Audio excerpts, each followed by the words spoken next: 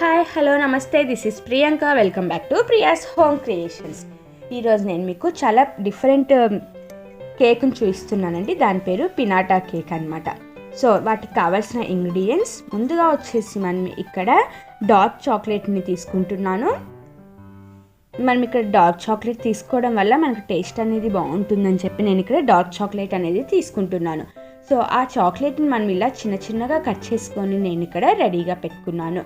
ఇప్పుడు మనం ప్రాసెస్లోకి వెళ్ళిపోదాము. ఒక ప్యాన్లో నేను ఇక్కడ వాటర్ని యాడ్ చేసి పెట్టుకున్నానండి. నేను ఇక్కడ డబుల్ బాయిలింగ్ చేస్తున్నాను అనమాట. అందుకోసమని నేను ఇక్కడ ఒక గిన్నెలో అంటే ప్యాన్ తీసుకున్నాను, కింద గిన్నె కానీ అలా మీకు వీలుగా ఉన్నట్టు మనము వాటర్ అనేది కొంచెం యాడ్ చేసుకొని మనం లైట్గా బబుల్స్ వచ్చేంత వరకు మనము హీట్ చేసుకోవాలి. అలా లైట్గా బబుల్స్ రాగానే మనము చాక్లెట్ వేసుకున్న ఆ మౌల్డ్ని మళ్ళీ ఇప్పుడు మనం రీహీట్ చేసుకుందాము. అలా వాటర్లో పెట్టడం వల్ల మనకు చాక్లెట్ అనేది చాలా ఫాస్ట్గా మెల్ట్ అయిపోతుంది అనమాట.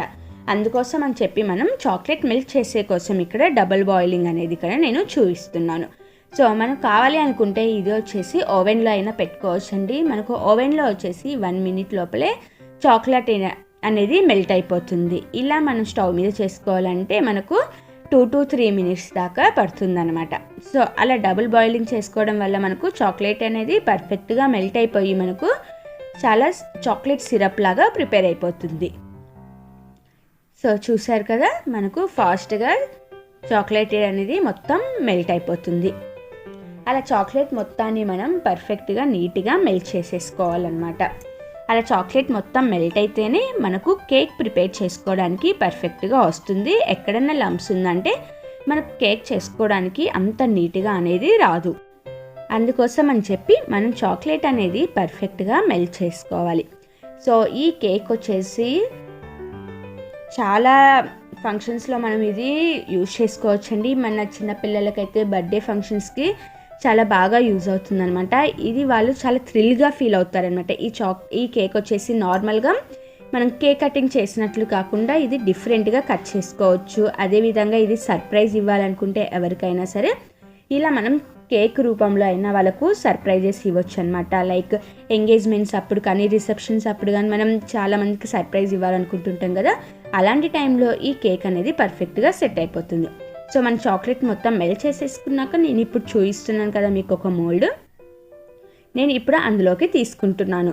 సో మనం ఇది ప్రిపేర్ చేసుకునడానికి మనం ముందుగా మోల్డ్ వచ్చేసి హాఫ్ సర్కిల్లో ఉండేలాగా తీసుకోవాలండి. దానికైతే మనకు పర్ఫెక్ట్గా మనం అనుకున్న కేక్ అనేది వచ్చేస్తుంది అనమాట.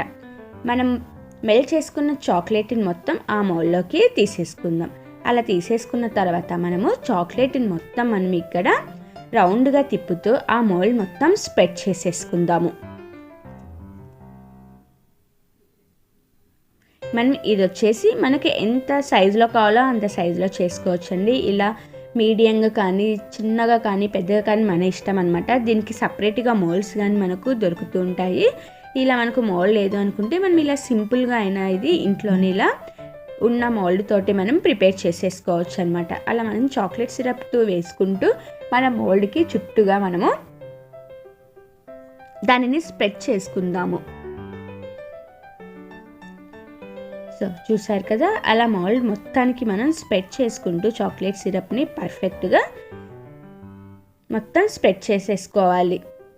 ఎక్కడ మనకు హోల్స్ అనేది లేకుండా పర్ఫెక్ట్గా ఆ మోల్డ్ మొత్తానికి చాక్లెట్ సిరప్ అనేది మనకు నీట్గా స్ప్రెడ్ అయిపోతేనే మనకు కేక్ అనేది పర్ఫెక్ట్గా వస్తుంది. అలా స్ప్రెడ్ చేసేసుకొని మొత్తానికి మనకు ఎక్స్ట్రా ఉన్న చాక్లెట్ సిరప్ని మొత్తం మనము మరీ తిరిగి ఆ గిన్నెలోకి మనము ఉంచేసుకోవాలండి. ఎందుకంటే మరీ మనకు ఎక్కువగా చాక్లెట్ సిరప్ ఉన్న మనకు మొత్తము కిందికే వచ్చేసి కింద పార్ట్ మొత్తమే బాగా హార్డ్గా అయిపోతుంది. అందుకోసం అని చెప్పి మనము ఎక్స్ట్రా చాక్లెట్ సిరప్ని మొత్తం మనము తీసేస్తాము. సో తీసేసి మనము ఒక 15 minutes దాకా పక్కకు పెట్టేసామంటే అలా మనకు మొత్తం అది కూల్గా అయిపోతుంది అనమాట. ఫ్రిడ్జ్లో అయినా పెట్టేసుకోవచ్చు. ఇప్పుడు నేను సెకండ్ కోటింగ్ చూపిస్తున్నాను మీకు. సేమ్ ఇందాక మనం ఏ విధంగా అయితే చాక్లెట్ సిరప్ని మనము స్ప్రెడ్ చేసుకున్నామో అదే విధంగా మనం ఇక్కడ మరి చాక్లెట్ సిరప్ వేసుకొని స్ప్రెడ్ చేసుకుంటాము. ఇంకో విషయం అండి, ఇది వచ్చేసి మనకు ఒక కోటింగే అయితే అది మౌల్డ్లో నుంచి తీయడానికి పర్ఫెక్ట్గా రాదనమాట. అందుకోసం అని మనం ఇక్కడ 2 కోటింగ్స్ వేస్తాము. ఇలా 2 కోట్స్ వేయడం వల్ల మనకు తీయడానికి పర్ఫెక్ట్గా వస్తుంది, ఎక్కడ మనకు బ్రేక్ అవ్వకుండా అలాగే పర్ఫెక్ట్గా వస్తుందన్నమాట. అందుకోసం అని చెప్పి మనము ఇక్కడ 2 కోటింగ్స్ అనేది కంపల్సరీ వేసుకోవాలి. మనకు ఫస్ట్ కోటింగ్ థిక్గా ఉన్నట్టు అనిపిస్తుంది కానీ బట్ తీయడానికి మాత్రము చాలా వరకు సరిగా రాదు. అందుకోసమని మనం 2 కోటింగ్స్ వేసి మనము తీసామంటే జస్ట్ అలా మనం ఫింగర్ పెట్టగానే పర్ఫెక్ట్గా అది ఓపెన్ అయిపోతుంది అనమాట. సో చూసారు కదా, మనకి ఎంతో సింపుల్గా మోల్డ్ అనేది రెడీ అయిపోయింది. ఇలా మనము 2 మోల్డ్స్ని మనం ఇక్కడ ప్రిపేర్ చేసుకుంటాం. నేను వచ్చేసి ఒక మోల్డ్ని ఎలా ప్రిపేర్ చేసుకోవాలో చూపించాను. అదేవిధంగా మనము సేమ్ ప్రాసెస్లో ఇక్కడ 2 మోల్డ్స్ నేను ఇక్కడ ప్రిపేర్ చేసుకున్నాను. ఇప్పుడు నేను వచ్చేసి ఇక్కడ ఒక మోల్డ్లోకి నేను చాక్లెట్స్ని అలాగే జెమ్స్, మన డిఫరెంట్ చాక్లెట్స్ అనేది మనం ఇక్కడ యాడ్ చేసుకోవచ్చండి. చాక్లెట్స్, కేక్స్ మన ఇష్టం వేటినైనా మనం ఇందులోకి పెట్టేసుకోవచ్చు అనమాట. సో చూసారు కదా, అలా నేను చాక్లెట్స్, జెమ్స్ అలా చాలా డిఫరెంట్ చాక్లెట్స్ అనేది నేను ఇక్కడ యాడ్ చేసుకున్నాను. అలా వాటన్నిటిని మనము ఇక్కడ యాడ్ చేసేసుకుందాము. ఇప్పుడు నేను ఒక ప్లేట్ని హీట్ చేసుకొని పెట్టుకున్నా అండి. జస్ట్ స్టవ్ పైన లైట్గా హీట్ చేసేసుకొని ఆ చాక్లెట్ మౌల్డ్ పైన పెట్టేసుకున్నా. అలా పెట్టడం వల్ల మనకు ఎక్కడైనా హెచ్చు తగ్గులు ఉన్నా పర్ఫెక్ట్గా అయిపోతుంది అనమాట. అందుకోసం నేను ఇక్కడ పెట్టుకున్నాను. అలాగే మనం సెకండ్ మౌల్డ్ కానీ దాని మీద పెట్టేసుకున్నాము. ఒక 10 సెకండ్స్ ఉన్నా మనకు పర్ఫెక్ట్గా సరిపోతుంది. ఆ వేడికి మనకు చాక్లెట్ అనేది కరిగిపోతుంది అనమాట. అలా పెట్టేసి నేను ఒకదానిపైన ఒకటి పెట్టేసుకున్నాను. మీకు ఒకవేళ ఇలానే స్టిక్ అయిపోయిందంటే ఓకే, అలా స్టిక్ అవ్వలేదు అనుకుంటే మనము మరి చాక్లెట్ని మెల్ట్ చేసేసుకొని దానికి చుట్టూ మనం ఇక్కడ అప్లై చేసేసుకుందాము. సో ఇప్పుడు నేను చూపిస్తున్నాను కదా, బ్రష్తో లేదంటే స్పూన్తో అయినా సరే మనము పర్ఫెక్ట్గా ఈజీగా దానిని మనము నీట్గా స్ప్రెడ్ చేసేసుకోవచ్చు అనమాట. అలా మనము రెండిటికి మధ్యలో మనము అప్లై చేసామంటే నీట్గా మనకు స్టిక్ అయిపోతుంది.